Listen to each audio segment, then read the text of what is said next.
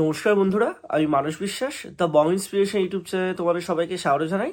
আশা করি তোমরা সবাই সুস্থ আছো এবং ভালো আছো।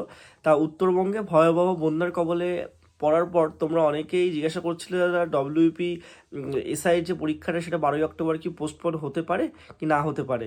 তা দেখো, তোমাদের আমি বারে বারে বলেছিলাম সেটা কিন্তু শেষ পর্যন্ত পিআরবিরই কল হবে। পিআরবি কী করবে, কারণ পিআরবি পরীক্ষাটা কন্ডাক্ট করাবে।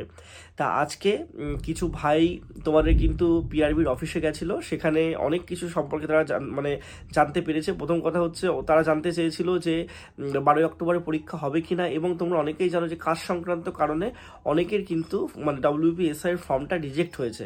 তারা এইসব বিষয়বস্তু জানতে গেছিলো। তা আমি যেটা তোমাদের বলছি আজকে, মানে যারা গেছিলো তাদের কাছ থেকে শুনে আমি তোমাদের কিন্তু এটা বলছি।